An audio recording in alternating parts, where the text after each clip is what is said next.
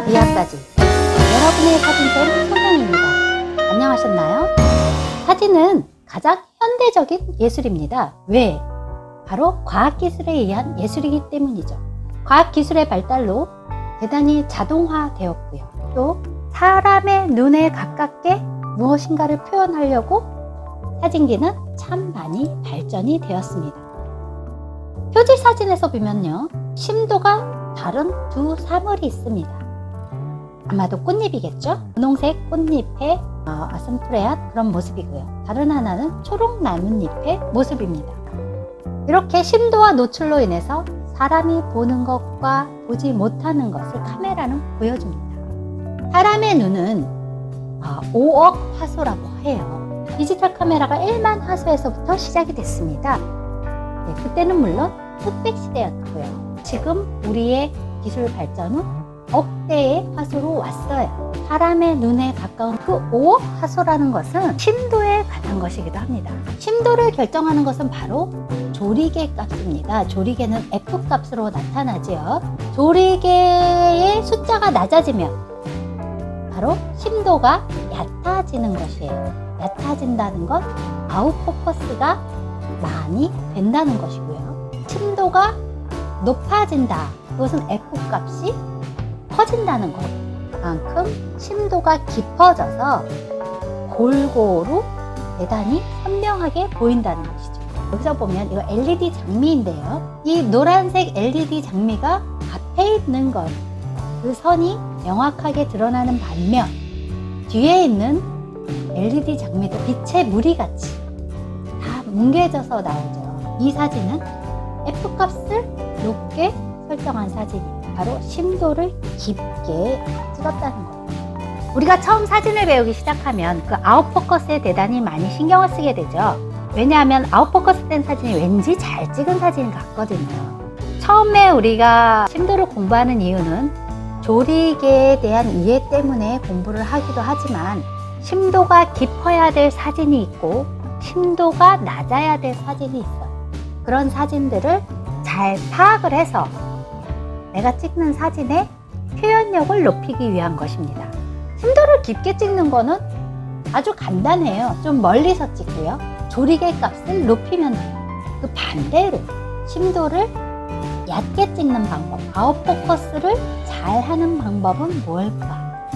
우선 첫 번째로 조리개를 여는 게 중요해요. 조리개를 열면 F 값이 가장 낮게, 그리고 조리개 구멍이 커지니까 심도가 얕아지는 사진이 되는 거예요. 조리개를 연다는 것은 F 값을 가장 낮게 하는 것이고 아웃포커스를 하기 위한 조작이라는 걸 이해를 해야 합니다. 또 아웃포커스를 잘하기 위해서는 피사체에 최대한 가까이 가는데 카메라와 피사체의 거리가 가까울수록 아웃포커스는 잘 돼요. 피사체에 가까이 가기는 하되 또 피사체와 배경과의 거리를 두는 게 되게 중요해요. 피사체와 배경과의 거리가 멀수록 아웃포커스는 또 잘 됩니다. 그리고 망원 렌즈를 활용하면 또 좋습니다. 어린 아이들 찍을 때 주위에 배경은 살짝 흐려지면서 아이의 얼굴이 돋보이게 나타나죠. 매크로 렌즈를 또 활용하는 겁니다. 매크로 렌즈는 뭐예요? 아까 말씀드렸던 거랑 비슷한 원리인데 피사체에 최대한 가까이 갈 수 있는 렌즈예요. 그래서 매크로 렌즈를 활용하면 피사체에 최대한 가까이 갈 수가 있으니까 배경이 이렇게 흐려지면서 내가 초점 맞춘 것만 선명하게 나올 수가 있습니다. 피사체와 배경과의 거리가 다르기 때문에 그래서 사진을 찍을 때 내가 이것을 전부 선명하게 찍을 것인가 아웃포커스를 할 것인가가 사진을 조작하는 어떤 기준이 됩니다. 첫 시간에 셔터 속도에 대해서 말씀드린 적이 있어요. 그리고 이제 조리개에 대해서 말씀드렸는데 이 조리개는 바로 심도를 조절한다고 말씀드렸어요. 그래서 노출에 관여하는 것은 이 세 가지예요. 조리개, 셔터 스피드, 그리고 감도입니다. 예전에 필름 시대 때는 감도에 따라 필름이 각각 다르게 나왔어요. 감도가 높아질수록 사진의 질은 떨어집니다. 그래서 노이즈라는 게 생겨요. 카메라는요, 기본적으로 18% 그레이 색감을 가져가게 돼 있어요. 흰색을 찍어도 회색으로 보이고, 회색을 찍어도 회색으로 보이고, 검정색을 찍어도 회색으로 보여요. 눈을 찍었을 때 눈이 회색으로 약간 지저분한 색깔로 보일 때가 있어요.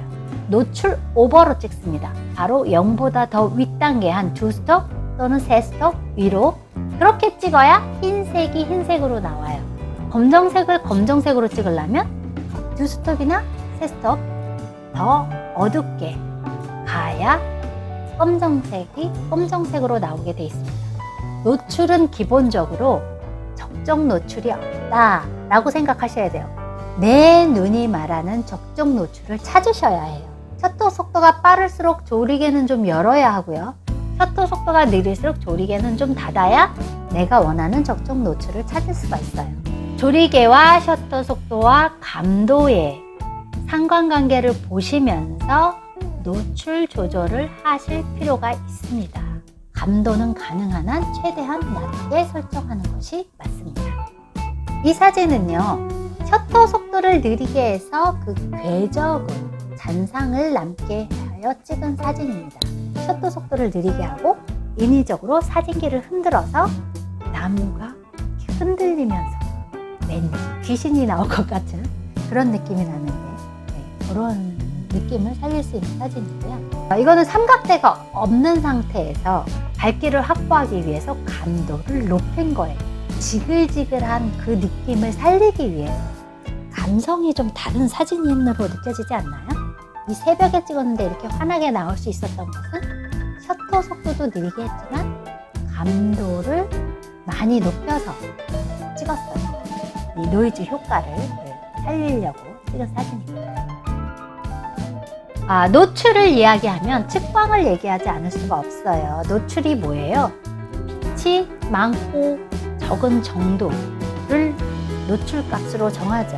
그 노출값을 알기 위해서는 빛을 측정해요. 필름 시대에는 이 빛을 측정하지 않으면 노출값을 알 수가 없어요. 왜냐하면 바로바로 사진을 볼 수가 없었잖아요. 근데 지금은 어때요? 디지털 카메라에서는 찍고 나면 바로 노출 확인을 할 수가 있어요. LCD 창에 바로바로 뜨죠. 그 노출 값을 측정하기 위해서 이 측광 모드를 많이 활용을 했는데, 사실 지금은 그렇게 필요치 않은 거예요. 요즘에는 이미지는 되게 감각적이잖아요. 어떤 수치적, 계량적인 것이 아니고 감각적이기 때문에 여러분들이 이미지를 보면서 확인하시면 돼요. LCD 창에 그 이미지의 노출 정도를 가늠할 수 있는 수직선도 표시가 되고요. 숫자로도 표시가 돼서 그 노출 값을 이미지로 확인하면서 찍을 수 있게 돼 있잖아요. 여기서 보시면 측광 모드에 따라서 셔터 속도가 변하는 것을 보실 수가 있어요. 그래서 측광 모드에는 여러 가지가 있어요. 평각 측광도 있고, 부분 측광, 스파 측광, 중앙, 중점, 평균 측광 이렇게 있는데요. 사실 측광 방식은 그렇게 중요하지 않습니다. 측광 모드라는 것이 있기 때문에 말씀을 드리는데, 저는 대체로 스파 측광을 놓고 사진을 찍고요. 노출 브라켓팅을 필수적으로 합니다. 노출을 변화시키면서, 노출을 변화시킨다는 건 노출 브라켓팅을 말합니다.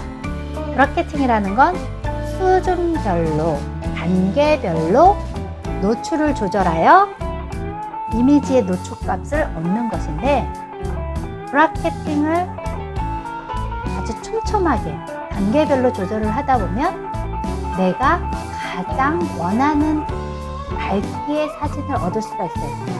현장에서 최대한 내가 원하는 사진에 가깝게 찍어내야 합니다.